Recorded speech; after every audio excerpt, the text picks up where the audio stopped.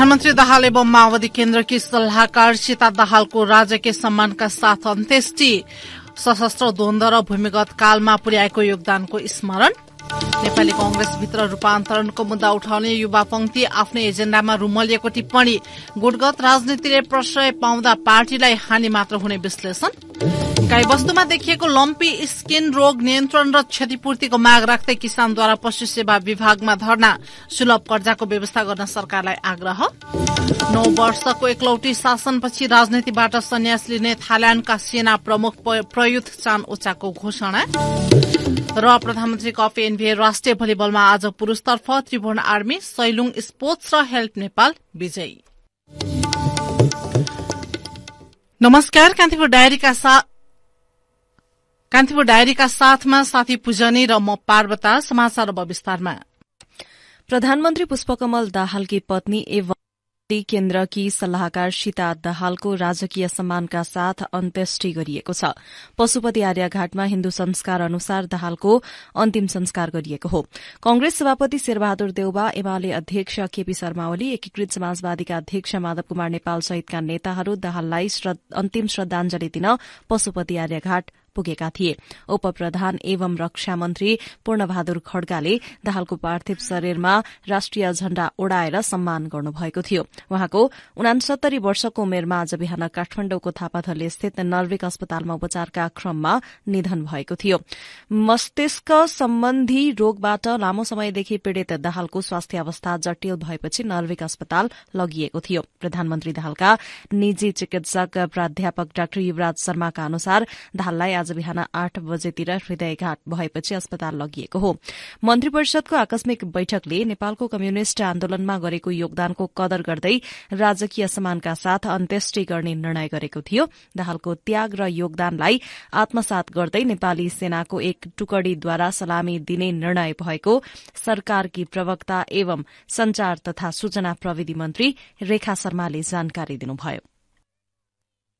नेपाली 2028 सालदेखि नेपाली कम्युनिष्ट आन्दोलनमा आबद्ध रही समाज रूपान्तरणका लागि भएका सशस्त्र संघर्ष लगायतका सबै खाले आन्दोलनहरूमा महत्वपूर्ण भूमिका निर्वाह गर्नुभएकी स्वर्गीय दाहालको निष्ठा, त्याग र संघर्षमय जीवनका उदाहरणीय पक्षलाई सबैले आत्मसात गर्न सक्नु उहाँप्रतिको सच्चा श्रद्धाञ्जली हुने विश्वास नेपाल सरकारको रहेको छ। र दोस्रो निर्णयको रूपमा दिवंगत सीता दाहालको अन्त्येष्टिको समयमा राजकीय सम्मान स्वरूप नेपाली सेनाको 2 सेनामुख स्कटपति सहसेनानीको एक टुकडीद्वारा सलामी दिने व्यवस्था मिलाउने पनि निर्णय गरेको छ। यसैबीच राष्ट्रपति रामचन्द्र पौडेल र विभिन्न दलका नेताहरूले दाहालको निधनमा शोक व्यक्त गरेका छन्।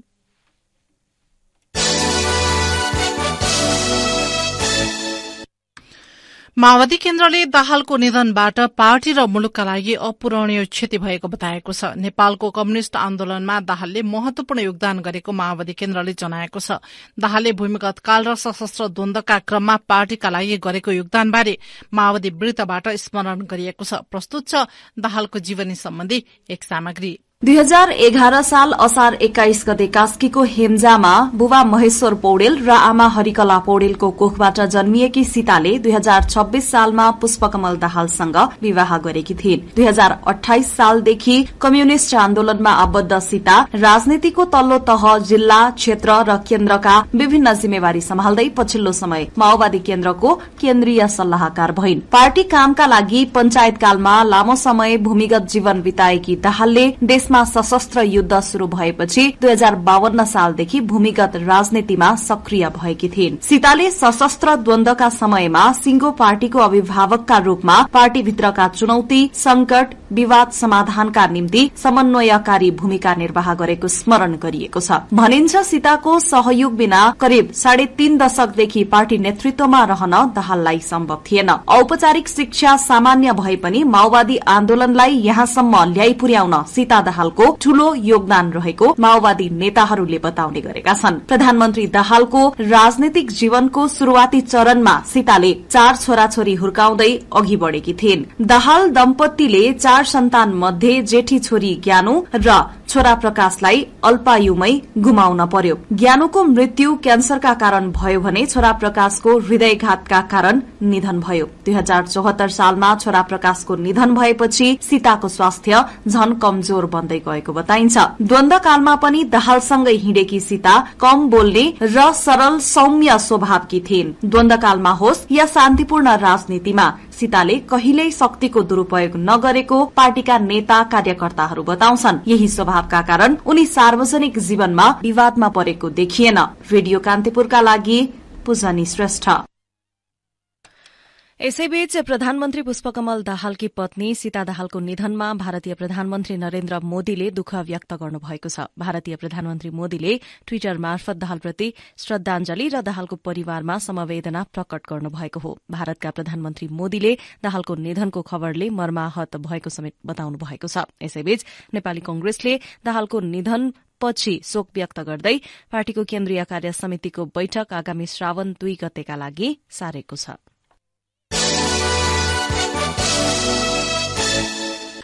अब कान्तिपुर सविस्तार। कान्तिपुर सविस्तार। राजनीतिमा आशा कायम राख्नु र कार्यकर्तामा भरोसाको संचार गराउनु सबैभन्दा कठिन काम हो। नेपाली कंग्रेसको हकमा कार्यकर्ताप्रति न नेतृत्वको आशा छ न नेतृत्वप्रति कार्यकर्ताको भरोसा नै। एजेण्डा स्पष्ट र सपाट नहुँदा त्यसको कार्यान्वयन पक्ष पेचिलो बन्नु स्वाभाविक हो। पार्टीमा पुस्तान्तरण र रूपान्तरणको मुद्दा उठाउने युवा पंक्ति समेत आफ्नै एजेण्डामा रुम लिँदा नेपाली कंग्रेस मझधारमा रहेको डुङ्गा जस्तै बनेको छ। पार्टीमा पुस्तान्तरणको एजेण्डा लिएर नेतृत्वमा दावी गर्ने महामन्त्री द्वय गगन थापा र विश्वप्रकाश शर्मा पार्टीको आन्तरिक गतिरोध अन्त्यका लागि जति सक्रिय देखिन्छन् उति संस्थापन पक्षलाई कमजोर बनाउने र पार्टी सभापति शेरबहादुर देउवाको विरोधमा उद्रछन्। मुख्य गरी पार्टीको सांगठनिक संरचनामा महत्वपूर्ण भूमिका निभाउने महामन्त्री नै व्यक्तिगत एजेण्डामा अल्मलिँदा पार्टी थप अणिनेको बन्दी बन्दै जाने त होइन भन्ने संशय पनि उत्पन्न भएको छ। कंग्रेस राजनीतिलाई नजिकबाट निहालेका राजनीतिक विश्लेषक पुरञ्जन आचार्य युवा नेताहरू आफ्नै एजेण्डामा अल्मलिँदा समस्या आएको बताउँछन्। महामन्त्रीहरूलाई चाहिँ चाहिने अलि उनीहरूले जुन भूमिका अलि खेल्नु पर्ने हो त्यसमा उनीहरू अल्मलिएका छन्। उनीहरूको महामन्त्रीको भूमिका के हो भनेर उनीहरूलाई बुझाइदिने मान्छे सेन्ट्रल कमिटीमा भएको के हो। महामन्त्रीको कामै के हो भन्दाखेरि चाहिँ देशभरिको पार्टी सचिवालयलाई चुस्त दुरुस्त राख्नको लागि जानुपर्ने हो। त्यसमा उनीहरूले कुनै समय खर्चेका छैनन्। अस्ति पनि सभापतिहरूलाई मात्रै बोलाए, सचिवहरूलाई पनि बोलाउनु पर्थ्यो। अब महामन्त्रीहरूको धुन महामन्त्री पद लिइसकेपछि पार्टी बिल्डिङमा भन्दा प्रधानमन्त्री हुने धुनमा चाहिँ लागेको पनि देखिन्छ सरकारपट्टि। तर सरकारपट्टि लाग्नु हुँदैन भन्ने होइन। सरकारपट्टि लाग्दाखेरि पार्टी बिल्डिङमा चाहिँ जसरी गिरिजाप्रसादहरू लाग्नुभयो, जो अरू महामन्त्रीहरू लागे, त्यसरी चाहिँ युवा द्वय चाहिँ अलिकति त्यतापट्टिको फोकस उनीहरूको कमजोरै छ। झण्डै 1 वर्ष केन्द्रीय कार्य समितिको बैठक नै बस्न नसकेको परिस्थितिबाट कंग्रेसको आन्तरिक र बाह्य क्षमता छताछुल्ल भएकै छ। कंग्रेस भित्रको सक्रिय गुटबन्दी आगामी निर्वाचन र महाधिवेशन केन्द्रित हुँदाको लहरो बढेर जिल्ला मात्रै होइन गाउँ तहसम्मै झाँगिएको छ। आफूलाई शक्ति सम्पन्न देखाउन संस्थापन र इतर दुवै समूह सक्रिय हुनुको पछिल्लो उदाहरण हो महामन्त्री थापाले बोलाएको जिल्ला सभापतिहरूको भेला। पार्टीको संरचना चलायमान बनाउन आयोजना गरिएको सभापतिहरूको भेला विषयवस्तु भन्दा पनि गुनासो केन्द्रित भएबाट उपनिर्वाचनमा पार्टीले बेहोरेको हारसहित अन्य एजेण्डाहरू कंग्रेसी जनलाई कति बिजेको छ बुझ्न सजिलो भएको छ। दाङ जिल्ला सभापति शंकर डाँगी भन्छन्, जिल्लाको सांगठनिक अवस्था कस्तो छ, सदस्यता वितरण प्रणाली नयाँ वितरण नवीकरण यिनी परिको बारेमा गर्नुपर्ने जिल्ला कार्य समिति र माताले गर्नुपर्ने कार्यहरू गरेको नगरेको बारेमा चाहिँ खास गरी छलफल गर्नुपर्ने। देउवा पनि आएको भए राम्रो हुन्थ्यो या पार्टी अरू पदाधिकारी आएको भए पनि राम्रो हुन्थ्यो भन्ने कुरा चाहिँ सहजीहरूले राख्नु भएको हाम्रो पनि चासो विषय नै थियो। तर अब लामो समय चाहिँ भएका कारण केन्द्रसित चाहिँ जिल्लाको नेतृत्व नजोडिएका कारणले चाहिँ यहाँ बैठक पुरा नभएका कारण थोरै अलिकति सहजीहरूले संगठनको बारे आफ्नो धारणा राख्नु भएको थियो। पार्टी रूपान्तरणको नाममा केही युवा नेताले जेठ महिनाभरि 7 प्रदेशमा औपचारिक कार्यक्रम पनि गरे। तर अभियानले पार्टीभित्रको आन्तरिक मनमुटावलाई डेग चलाउन सकेन, बरु पार्टीभित्र गुटगत भेला र छलफलले प्रशय पाएको भन्दै आलोचना भयो। अभियानको नेतृत्व गरेका नेता गुरु घिमिरे अभियानले पार्टीलाई चलायमान बनाए पनि नतिजा दिन नसकेको स्वीकार गर्छन्। दोस्रो अभियानले पार्टीभित्रको आन्तरिक तिक्ततालाई अन्त्य गर्ने उनको विश्वास छ। दोस्रो चरणको कार्यक्रम जिल्ला जिल्लामा पुग्छ। पार्टी रूपान्तरणको चिन्ता र चासो जोसुकैले व्यक्त गरे होस्, जुनसुकै हिजो चाहिँ निर्वाचनका दौरानमा पार्टी महाधिवेशनका दौरानमा जुनसुकै नेता जुनसुकै गुटमा आबद्ध भएर हिजो प्रतिस्पर्धामा जुनसुकै नेतालाई समर्थन गरेको भए पनि त्यो व्यक्तिले अथवा त्यो व्यक्तिहरूको समूहले चाहिँ कुन मुद्दालाई अगाडि सारेको छ त्यो मुद्दाका आधारमा मात्रै हामीले चाहिँ टिप्पणी गर्नु पर्छ। कंग्रेस महामन्त्री थापा पछिल्लो समय आफै अभियानको सञ्चालनमा छन्। 2 दिने सभापतिको भेला र 1 महिने रूपान्तरण अभियानको आन्तरिक समीक्षा गर्दै थापा स्वयं रूपान्तरणको अभियानमा होमिएका छन्। सभापति देउबाको कार्यशैली र पार्टीका निर्णयमा हस्तक्षेप बढ़ाउँदै लगेका थापाले विशेष महाधिवेशनको माग उठाउँदै गर्दा निकालेको हर हिसाब सजिलै बुझ्न सकिन्छ। तर कंग्रेसभित्र व्यक्तिलाई केन्द्रमा राखेर गरिने गुटगत राजनीतिका कारण कतिपय राम्रा विषयले पनि निरन्तरता पाउन नसकेको भन्छन् राजनीतिक विश्लेषक पुरुषोत्तम दाहाल। गिरिजाप्रसाद कोइरालाले केन्द्रमा सत्ता मात्रै राख्नुभयो, त्यहाँदेखि मतभेद शुरू भएको नेपाली कंग्रेस। त्यसपछि शेरबहादुर देउवाले पनि केन्द्रमा सत्ता मात्रै राख्नुभयो, त्यसकारणले नेपाली कंग्रेसमा कुनै नयाँ कुरा हुन सकेन। र अहिले जति नयाँ पुस्ता दाबी गर्नेहरू हुनुहुन्छ उहाँहरू पनि के भन्न थाल्नुभयो भने म प्रधानमन्त्री हुन्छु, म बन्न नसकिन भने अमुक मान्छेलाई म नै बनाउँछु, मै हुँ भोलिको सभापति पनि, मै हुँ प्रधानमन्त्री पनि भनेर यसरी हिँड्न थालेपछि एउटा व्यक्तिलाई केन्द्रमा राखेर जब पार्टी र विचार चाहिँ अगाडि बढ्न अथवा त्यो पार्टी र विचारलाई नियन्त्रण गर्न प्रयत्न गरिन्छ, त्यसपछि कुनै पनि ढंगको सफलता हात लाग्दैन। अहिले नेपाली कंग्रेसको समस्या त्यही हो कि सत्तालाई केन्द्रमा राख्ने र त्यो शक्ति कब्जा गर्ने बाहेक कसैको पनि कुनै उद्देश्य देखिएन। मुख्य गरी संसदमा पहिलो पार्टी बन्दा पनि सरकारको नेतृत्व गुमाउनु, चुनावको अन्तिम समयमा गठबन्धन गर्नु, संसदमा तेस्रो पार्टीलाई सरकारको बागडोर सुम्पिनु, उपनिर्वाचनमा पराजय भोग्नु, पार्टीका भ्रातृ संस्था शुभेच्छुक संस्थाहरू नेतृत्वविहीन बन्नु, नेतृत्व पाएकाले पूर्णता नपाउनु, पार्टीका निर्णयहरू सभापतिले आफू खुशी गर्नु जस्ता असन्तुष्टि पोख्दै पार्टीभित्रको शुद्धिकरणको अभियान चलाइरहेका महामन्त्री थापाकै कार्यकाल 1.5 वर्ष पुगिसकेको छ। पार्टीमा पुस्तान्तरणको एजेण्डा बोकेर निर्वाचित भएका नेताहरू नै विधि र विधानलाई टेकेर अघि बढ्न सकेका छैनन् भने एजेण्डामा अडिग रहन नसक्दा रूपान्तरणका एजेण्डा बोकेका नेताहरूमाथि प्रश्न उठ्न थालेका छन्। पुरानोले गर्न सकेनन् भन्दै उनीहरूलाई नो नट अगेन भन्नेहरूलाई नै अब त्यही प्रश्नको सामना गर्नुपर्ने बेला कंग्रेसमा आइसकेको छ। रेडियो कान्तिपुरका लागि सन्तोष गन्धर्व। कान्तिपुर सविस्तार। कान्तिपुर सविस्तारपछि कान्तिपुर डायरीमा अब ब्रेकको पालो। ब्रेकपछि कान्तिपुर डायरीमा अब बाँकी प्रसंग। गाई वस्तुमा देखिएको लम्पी स्किन रोग नियन्त्रण र क्षतिपूर्तिको माग राख्दै किसानले पशु सेवा विभागमा धरना दिएका छन्। लम्पी स्किनले मरेका पशु चौपायाको उचित क्षतिपूर्ति दिनुपर्ने, खोपको पर्याप्त व्यवस्था हुनुपर्ने लगायत 6 बुँदे माग राख्दै उनीहरूले ललितपुरको हरिहर भवन स्थित विभागमा धरना दिएका हुन्। रोग तत्काल नियन्त्रण गर्न र पीड़ित किसानलाई राहतको व्यवस्था गर्न सरकारलाई बाध्य बनाउने गरी विरोधका कार्यक्रम शुरू गरिएको अखिल नेपाल किसान महासंघकी उपमहासचिव सरिता भूषालले बताउनुभयो। उनीहरूले पर्याप्त मात्रामा खोपको व्यवस्था गर्नुपर्ने, प्राविधिकलाई किसानका घर घरमा पुर्याउनुपर्ने, पशु व्यवसाय गरिरहेका किसानलाई सुलभ कर्जाको व्यवस्था गर्नुपर्ने लगायत माग राखेका छन्। नेपालमा पहिलो पटक 2077 अषाढ़मा मोरङको सुन्दर हरैचा नगरपालिकामा गाई गोरूमा रोग देखा परेको थियो। पशु सेवा विभागका अनुसार सो रोगबाट हालसम्म 26,000 भन्दा बढ़ी पशु चौपाया मरेका छन्। पशुपतिनाथ मन्दिर दर्शनका लागि आएका भारतीय दर्शनार्थीलाई डान्स बार पुर्याई लुटपाट गर्ने 3 जना महिला सहित 6 जनालाई काठमाडौँबाट प्रहरीले पक्राउ गरेको छ। भारतीय नागरिकलाई लुटपाट गरेको अभियोगमा कैलालीका 23 वर्षीय अर्जुन कुमार, काभ्रेका 31 वर्षीय शुभकुमार तामाङ र सुनसरीका 40 वर्षीय इन्द्र काफ्लेलाई प्रहरीले पक्राउ गरेको हो। यस्तै पक्राउ पर्नेमा धादिङकी 22 वर्षीय सुमिना तामाङ, मकवानपुरकी 22 वर्षीय रिया शाह ठकुरी र धादिङकी 20 वर्षीय आस्मा तामाङ छन्। काठमाडौँ घुम्नको लागि सहज बनाइदिन्छु भन्दै उनीहरूले भारतीय नागरिकलाई रातोपुल स्थित ज्याक डेनिस डान्स बारमा पुर्याएर लुटपाट गरेको प्रहरीको अनुसन्धानमा खुलेको छ। डान्स बारका महिला कर्मचारी समेतको संलग्नतामा भारतीय नागरिकको साथबाट 28,000 मोबाइलबाट ट्रान्सफर गर्न लगाई साथमा रहेको 5,000 समेत लुटपाट गरेको पाइएको काठमाडौँ प्रहरीका एसपी सीताराम रिजालले जानकारी दिनुभयो। पक्राउ परेका 6 जनालाई नै आपराधिक विश्वासघात कसुरमा काठमाडौँ जिल्ला अदालतबाट 5 दिनको म्याद थप अनुमति लिई अनुसन्धान थालेको प्रहरीले जनाएको छ। जिल्ला प्रहरी कार्यालय सिराहामा कार्यरत प्रहरी जवान अनु रायलाई कार्यालय परिसरभित्र अभियुक्तलाई झैं हतकड़ी लगाएर यातना दिएको भिडियो सार्वजनिक भएको छ। रायलाई सोही कार्यालयमा कार्यरत प्रहरी निरीक्षक हेमन्त राईको नेतृत्वमा गत सोमबार यातना दिएको आरोप लगाइएको छ।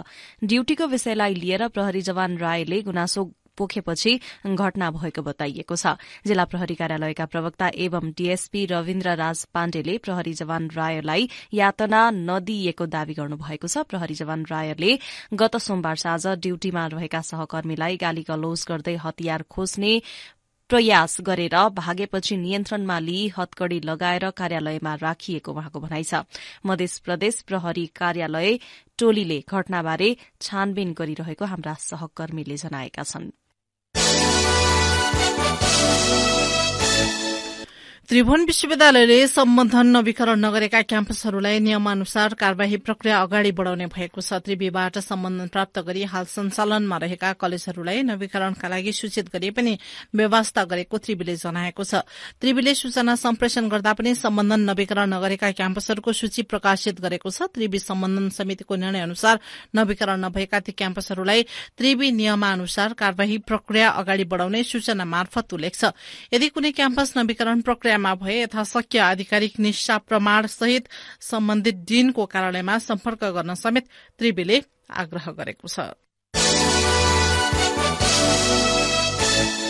पाल्पाको रैनादेवी छहरा गाउँपालिका 4 छहरा तिलकनाथ पार्क क्षेत्रमा रात्रिकालीन समयमा अवतरण गर्न सक्ने हेलिप्याड निर्माण भएको छ। नेपाली सेनाको दि फेमस महिन्द दल गढले निर्माण गरेको हेलिप्याडको मध्यपश्चिम प्रीतनाका प्रीतनापति उपरथी यामप्रसाद ढकाल र गाउँपालिका अध्यक्ष रूकमाङ्गत भट्टराईले आज उद्घाटन गर्नुभयो। जुनसुकै विपदका बेलामा दुर्गममा निर्माण भएको हेलिप्याड स्थानीय जनताका लागि महत्वपूर्ण हुने प्रीतनापति उपरथी ढकालले बताउनुभयो। विपद व्यवस्थापन सवालमा विपद प्रतिकार्यको काम गर्न नेपाली सेना सधैँ तयार रहेको र गाउँपालिकाले विपदका लागि सहयोगी सामग्री खरिद गरेर तयारी अवस्थामा राख्नुपर्नेमा उहाँको भनाइ थियो।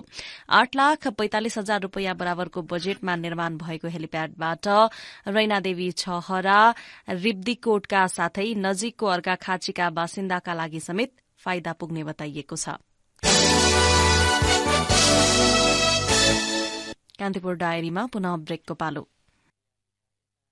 कान्तिपुर डायरीमा अब आर्थिक प्रसंग सहकारी क्षेत्रको सुधारको अध्ययन गर्न गठित कार्यदलले सरकारलाई 27 बुँदे सुझाव दिएको छ। सहकारी संस्थाका संचालक लेखा समितिका पदाधिकारीले संस्थाबाट लिने ऋण कोशीमा तोक्न र पुरानो ऋण 6 महिनाभित्र चुक्ता गर्न कार्यदलले सुझाव दिएको हो।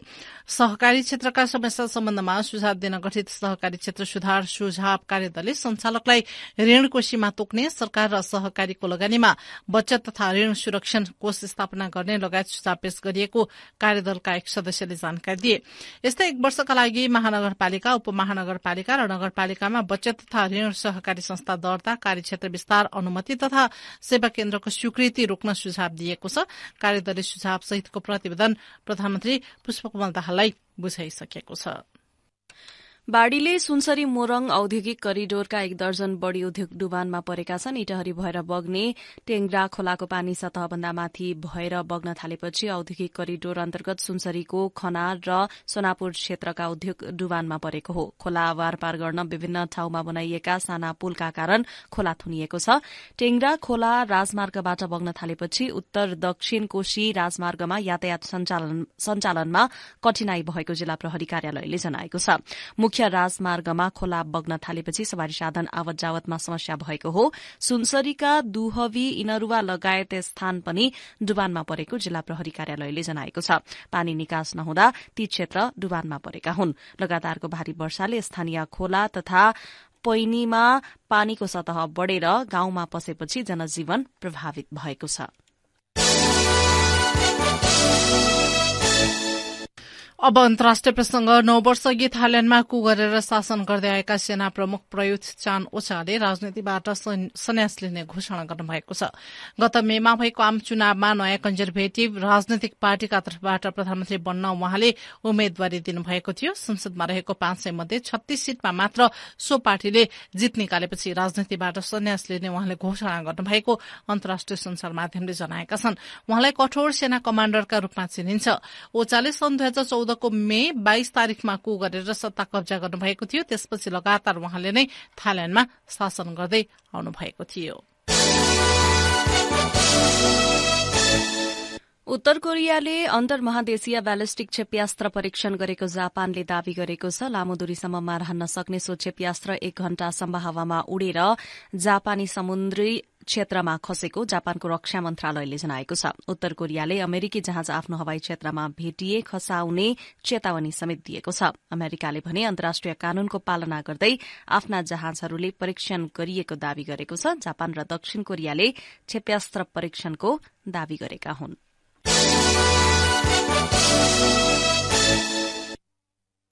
आइफोन निर्माता कम्पनी एप्पललाई चिप उपलब्ध गर्दै आएको कम्पनी फक्सकनले भारतमा उत्पादन केन्द्र स्थापना गर्ने योजना रद्द गरेको छ। 19 अर्ब 50 करोड़ डलर लगानीमा चिप उत्पादन केन्द्र स्थापनाका लागि भारतीय उत्खनन कम्पनी वेदान्तसँगको सम्झौता तोड्ने फक्सकनले निर्णय गरेको हो। भारतको गुजरातमा उत्पादन केन्द्र निर्माण गर्ने घोषणाको 1 वर्षपछि नै सो योजना रद्द गर्ने कम्पनीले निर्णय गरेको हो। योजना रद्द भएका कारण भारतको प्रविधि क्षेत्रमा प्राप्त हुने लक्ष्य समेत प्रभावित हुने विश्लेषण गरिएको छ। यद्यपि सरकारले चिप निर्माणका निम्ति गरिरहेको प्रयासमा कुनै प्रभाव नपर्ने जनाइएको छ। अब खेल प्रसंग। प्रधानमन्त्री कप एनभीए राष्ट्रिय भलिबलमा आज पुरूषतर्फ विभागीय team Tribhuvan army club, Sailung Bagdunga sports club र टिपटप हेल्प नेपालले जित हात पारेका छन्। काठमाडौँको त्रिपुरेश्वर स्थित राष्ट्रिय खेलकुद परिषद राखेपको कभर्ड हलमा भएको खेलमा आर्मीले अर्को विभागीय टीम नेपाल एपीएफ क्लबलाई 3-2 को सेटमा हरायो। पहिलो र तेस्रो सेट गुमाएको आर्मीले पुनरागमन गर्दै एपीएफमाथि जित हात पारेको हो। आर्मीले अब भोलि नेपाल पुलिस क्लबसँग खेल्दा एपीएफले टिपटप हेल्प नेपालसँग खेल्नेछ। पुरूषतर्फ नै यसअघि भएका खेलमा सैलुङ बागडुङ्गा स्पोर्ट्स क्लबले दावाली मिलन क्लबलाई तथा टिपटप हेल्प नेपालले नेपाल पुलिस क्लबलाई समान 3-2 कै सेटमा हराएका थिए। 4 खेलबाट 11 अंक जोडेको आर्मी शीर्ष स्थानमा छ। समान खेल खेलेको हेल्प नेपाल 11 अंक सहित दोस्रो स्थानमा छ। एपीएफ 10 अंकका साथ तेस्रो स्थानमा छ भने पुलिस 9 अंक सहित चौथो स्थानमा छ। यसैबीच महिलातर्फ अहिले भएको खेलमा नेपाल पुलिस क्लबले सशस्त्र प्रहरीको एपीएफमाथि 3-0 को सोझो सेटमा जित दर्ता गरेको छ। पुलिसले एपीएफलाई 25-16, 25-15 र 26-24 को सेटमा पराजित गर्यो। अर्को खेलमा गण्डकी प्रदेश र एभरेस्ट क्लबबीच प्रतिस्पर्धा हुनेछ। अन्त्यमा यस बुलेटिनका प्रमुख प्रसंग पुनः एकपटक। प्रधानमन्त्री दाहालकी पत्नी एवं माओवादी केन्द्रकी सल्लाहकार सीता दाहालको राजकीय सम्मानका साथ अन्त्येष्टि, सशस्त्र द्वन्द्व र भूमिगत कालमा पुर्याइएको योगदानको स्मरण। नेपाली कंग्रेसभित्र रूपान्तरणको मुद्दा उठाउने युवा पंक्ति आफ्नै एजेण्डामा रुमलिएको टिप्पणी, गुटगत राजनीतिले प्रश्रय पाउँदा पार्टीलाई हानि मात्र हुने विश्लेषण। गाईवस्तुमा देखिएको लम्पी स्किन रोग नियन्त्रण र क्षतिपूर्तिको माग राख्दै किसानद्वारा पशु सेवा विभागमा धरना, सुलभ कर्जाको व्यवस्था गर्न सरकारलाई आग्रह। 9 वर्षको एकलौटी शासनपछि राजनीतिबाट सन्यास लिने थाइल्याण्डका सेना प्रमुख प्रयुत चान ओचाको घोषणा र प्रधानमन्त्री कप एनभीए राष्ट्रिय भलिबलमा आज पुरूषतर्फ त्रिभुवन आर्मी, सैलुङ स्पोर्ट्स र हेल्प नेपाल विजयी। हवस् त यिनै प्रसंगसँगै कान्तिपुर डायरीको यो बुलेटिन यही सकिन्छ। राति 8 बजे सेक्युरिटी एण्ड क्राइम डायरी हुनेछ। अहिलेलाई पूजनी र म पार्वता आज्ञा माग्छौं। नमस्कार।